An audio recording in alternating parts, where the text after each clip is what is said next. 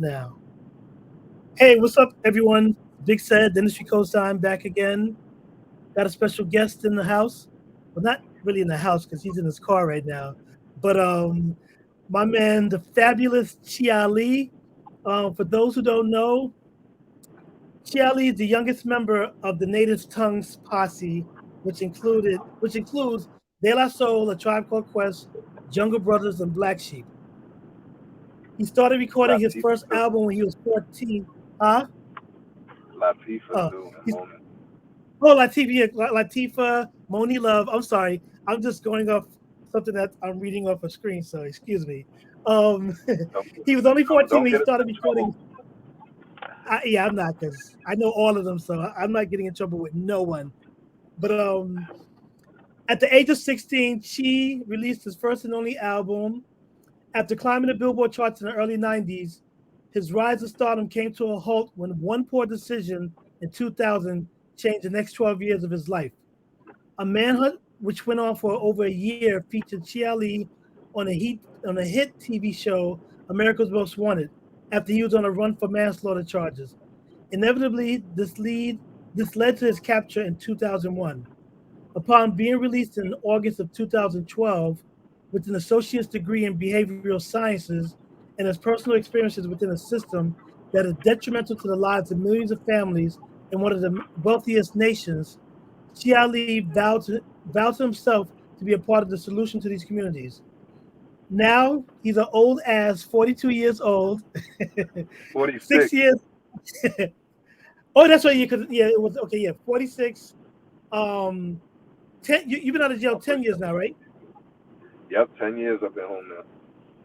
10 years out of jail after serving 12 years of a 14-year sentence.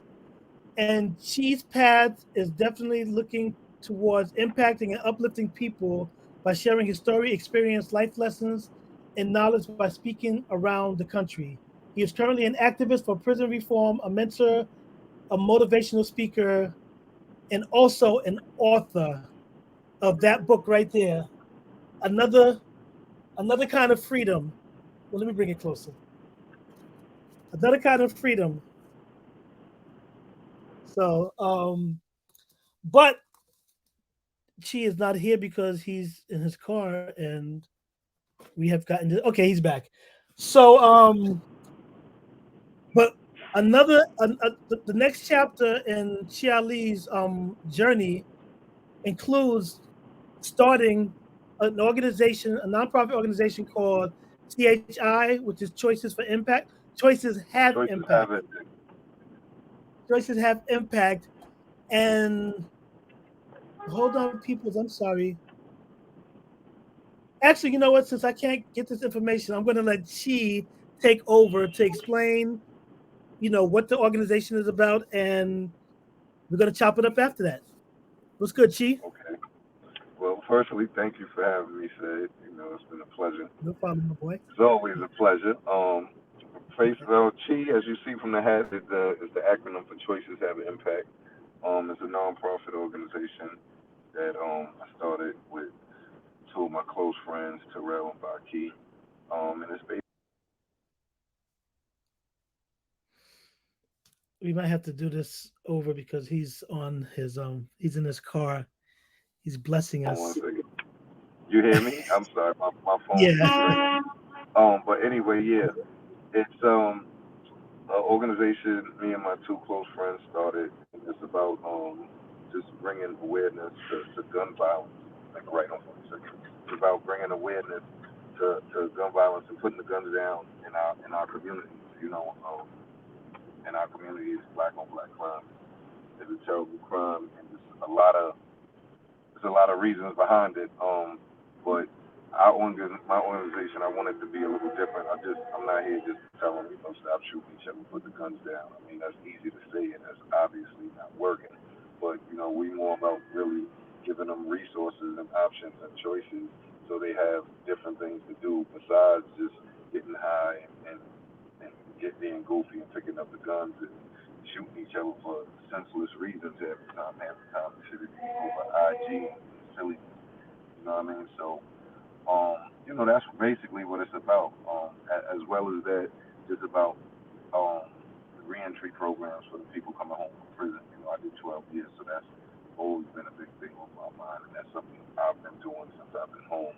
So that's kind of just in there because, I feel like this is how I give back. At the end of the day, the judge giving me 12 years was, I guess, more or less society's penalty on me, but I feel like I still took a life of a black man. So I feel like for me, I want to give back, and this is how I could give back. And if it could help one individual, not choose somebody, and I definitely think we can, because I think a lot of the times it's just in our neighborhoods we don't have the resources, so we'll just be on the corners doing nothing, and idle time breeds bullshit. You know what I mean? So I know one of the first things I want to do, I want to get like a rec center where I live. I'm in Maryland now, but like where I live is no real rec center in that little city. So it's like there's not a lot for the kids to do. So we can have ball courts.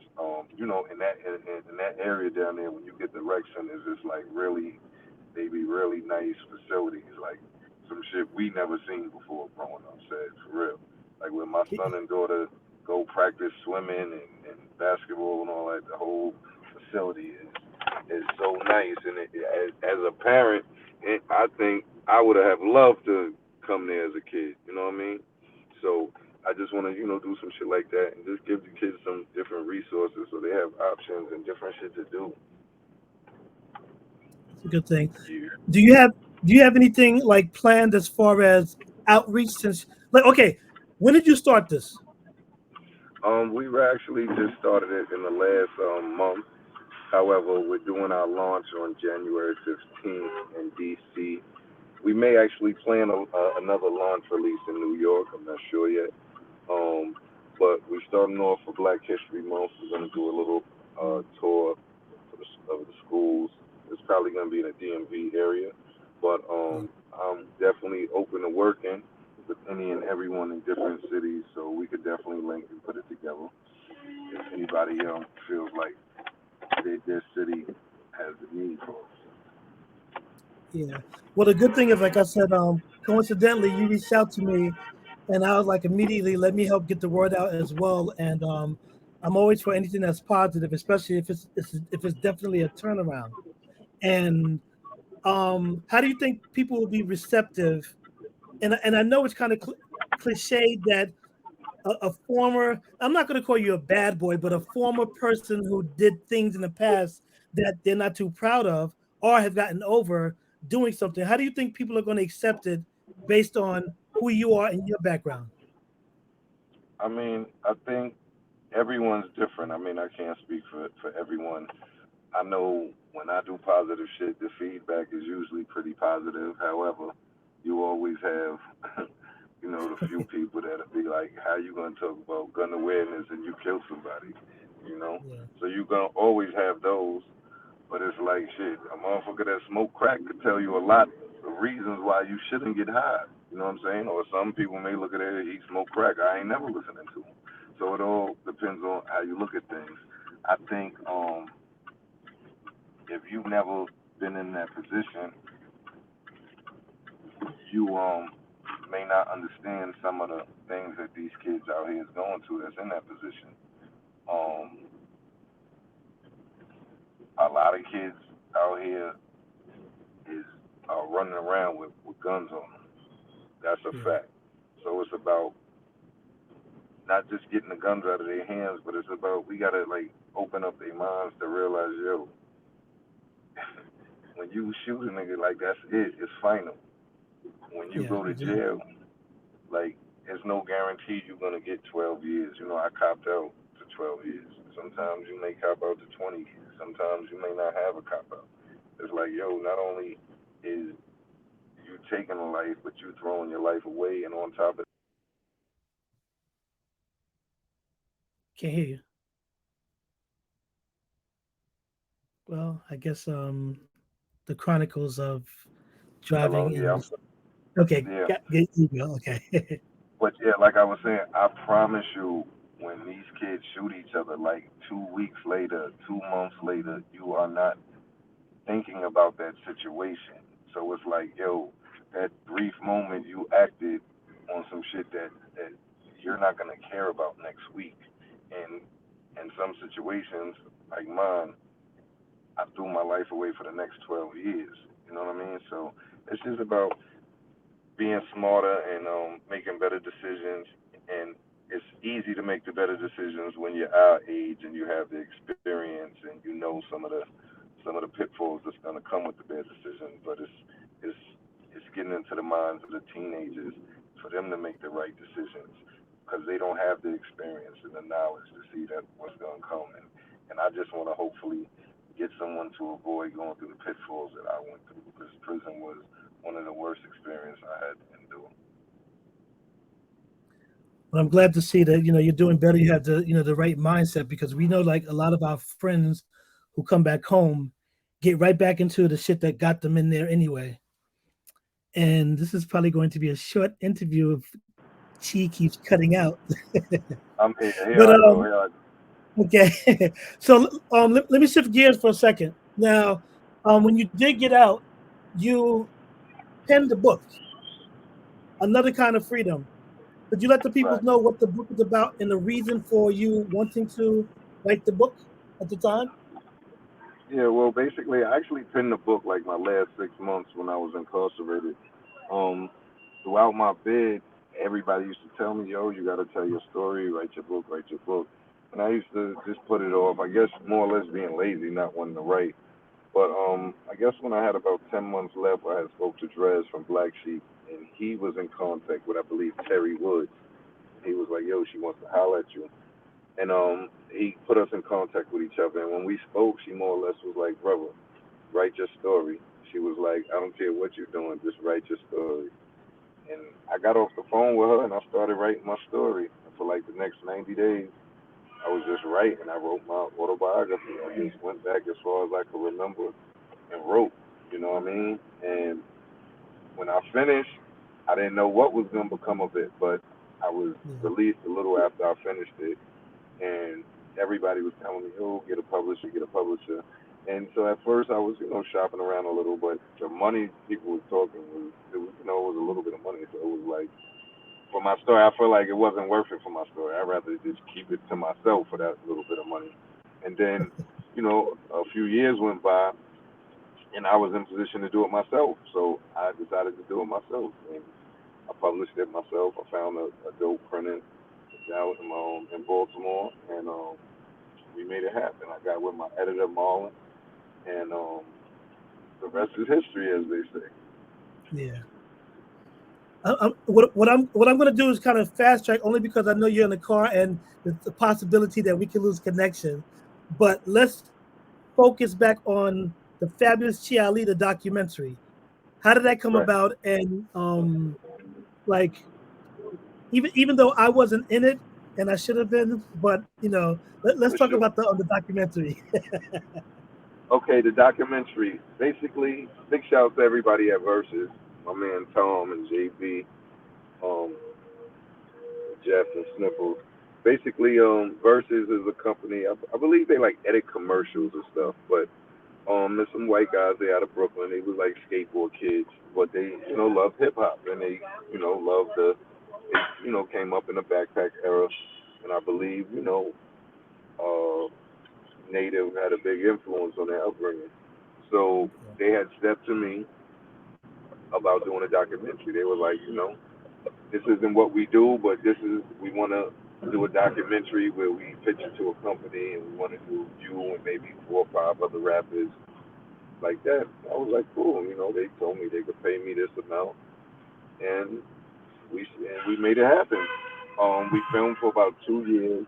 It was a dope experience. They was definitely the coolest white boys I've ever worked with, for sure. And I say that just to say, because with times today, we get so caught up in different shit with what's going on in society that I don't have a lot of white friends, but it's people like them that let me know there's some white people out there. You know what I mean? And that's really why I say that because they was definitely good people, and they people that I definitely consider friends. Um, But yeah, like I said, a lot of time went by as they were shopping it. COVID hit, and then they was having a lot of difficulties with the licensing of a lot of the music that's in the documentary. That Yeah. shit was coming very costly, and it's a documentary, and it's not like I'm Drake, so I guess they just was trying to work it out where everything still made financial sense. You know what I mean? And they Yeah. wasn't too much in the red, or and were able to fulfill their commitment with me and everything. So we worked it out, and it came out in, I believe, April, March or April. It came out, but you can check it out now. It's dope. It's just a real look on my upbringing, how I got into the hip hop world, and what my life is like a little bit right now. Well, speaking of hip hop, I was around when you did your album, and I mean you even had a top 10 single on the Billboard rap charts.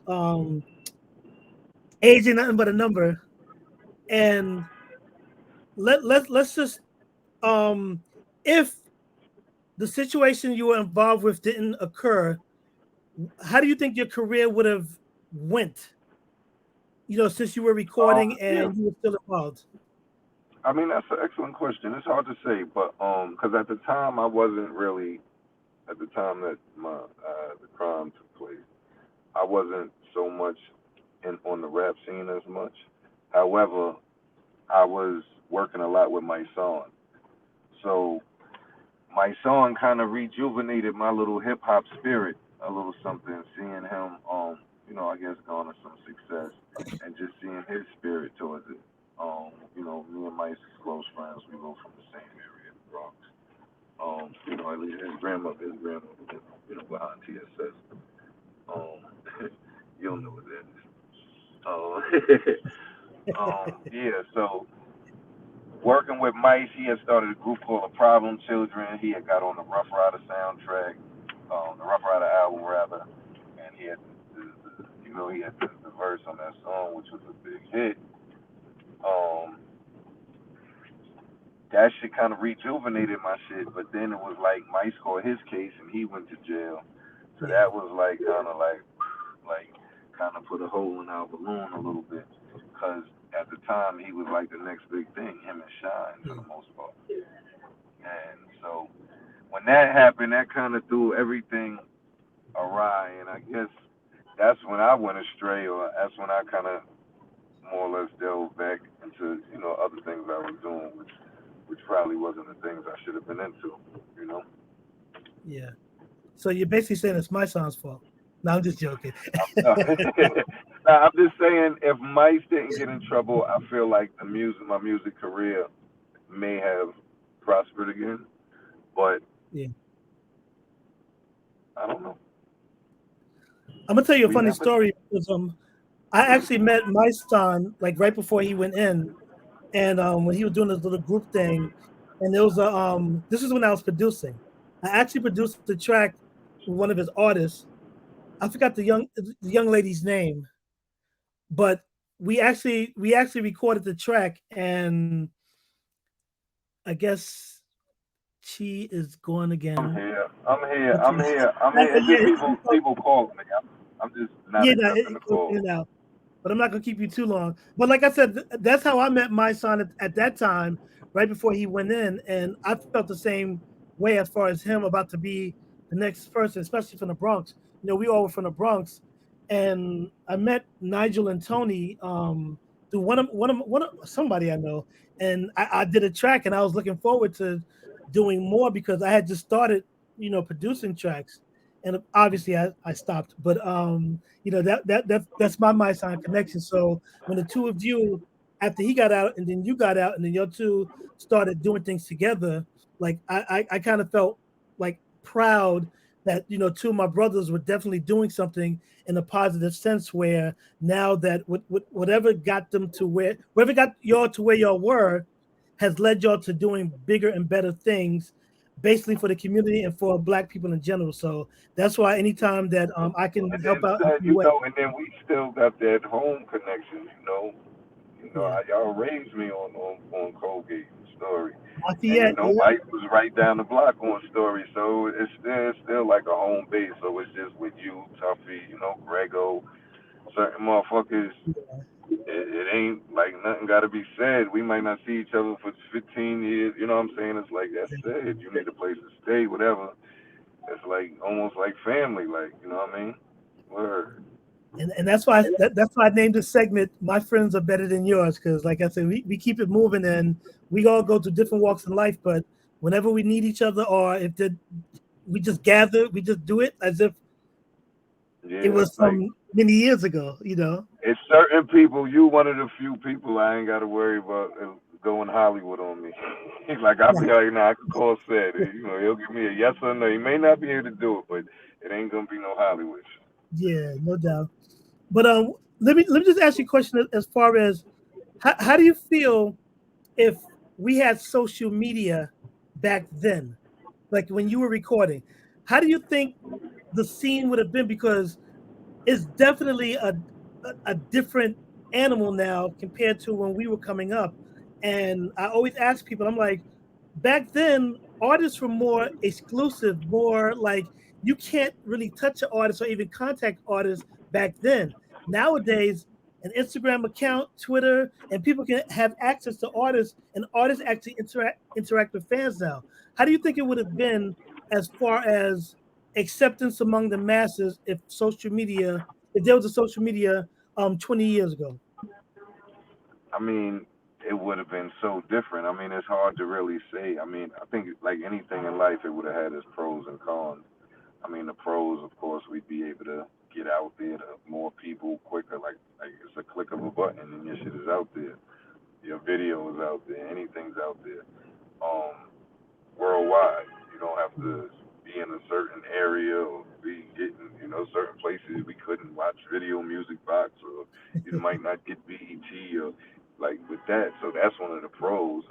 Um, and I'm sure it's a lot of pros, but that's just one. And one of the cons I feel is the exclusiveness is gone. It's like I feel like my record was out 30 years ago, and people still know Chi Ali, and I don't think and it wasn't like I was fucking a platinum artist, but I feel like a lot of that is because at the time it wasn't but myself, Crisscross, and the youngsters as far as young individual, young groups. So if you was between 13 and 18 at that time, we resonated somewhat to y'all. You know what I mean? We was the motherfuckers your age that was rapping, and it wasn't nobody else. You know what I mean? So it was no one else. Where now you got 200 niggas with hot records. I know some of the records. I don't even know who the fuck it is. You know Yeah, what I mean? A lot of these popping artists that's like huge millionaire niggas, I wouldn't know what they look like. You know what I mean? Because and some of them have records I know, but I wouldn't know what they look like just because there's so much shit going on. There's so many artists. You know what I mean? So that's one of the cons. I think is dope that I came out of that time when it was very exclusive. okay, like I said, I don't take up too much of your time, but how do you feel about hip hop nowadays? Oh, I mean, I love it. I got kids, so I think my kids make me like it a lot more than I probably would if I didn't. But a lot of people get on the hip hop nowadays. I look at it as most of the kids rapping are young enough to be like my daughter's age, or some of them is younger than my daughter. So I don't feel we should have the same taste buds as they were listening buds as them. You know what I mean? I know my pops when we was rapping, my pops wasn't saying, "Oh, put on KRS-One and Big Daddy Kane." You know what I'm saying? We loved them, but he was talking about, man, they sampling James Brown, yeah. So we complaining, sounding the same way, like, oh, they ain't rapping, that's but it's just a new time. It's a young man's game, and we gotta look in the mirror and realize we not young men anymore. You know No what I mean? doubt.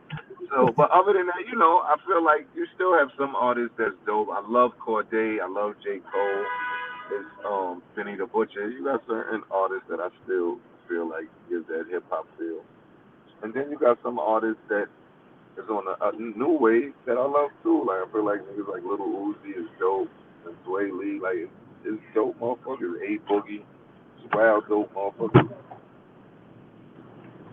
I'm always curious when younger artists come up and they find out like certain artists who were artists before them and how they received them. I mean, have you run into any hip hop artists lately that were in amazement when they found out you were Chi Ali?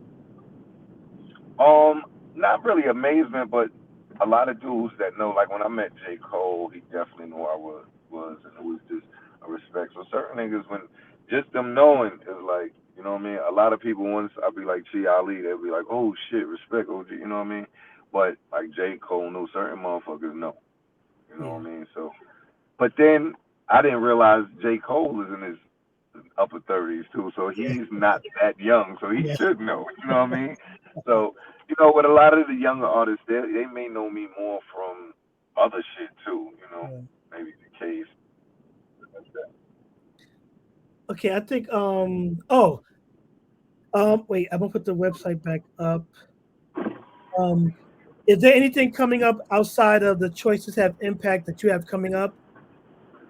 Nah, Any? we just working on that right now. All focus is on choices that have impact. So just look out for the launch in January. We'll have everybody updated on the site, and we may do something in New York. Cool. Like I said, I know you're running about, and like I said, I appreciate the time. Is there anything else that you want to like tell the peoples or We got talk to talk. about? Nah, just like I said, um, tune in at the top of the year. Hit on that Choices Have Impact website. You know, if you want to donate or get merch, whatever you want to do to support, is definitely welcome and necessary and needed. Other than that, you know, just stay positive and, like I said, let's love on each other. Definitely. And for anybody interested, you can definitely go to the website that's listed below to actually buy the book, or get information for the doc, as well as make a donation if possible. As you can see from the hat, that's the logo and stuff. And I definitely want to thank you for taking the time to do this because as we see your, you know, I was about to say on the run, but that wouldn't have sounded right. I'm on my way to a fundraiser actually with Mark Wahlberg. So I just got to the city. I'm on 42nd. I got to park now and find Yeah, a pair of socks. yeah. So, Word. But but yo, let me get out of here, Sid. yeah, definitely, man. It's good seeing you. We're definitely gonna talk. And like I said, I have you on again later on. We do some other stuff. And like I All said, be right, safe. my And brother. I till love next you. time, my Tell brother. Cookie Head I said what up. I'll definitely tell him. All right, man. All right, Take it easy. Be safe out there. all right. Peace.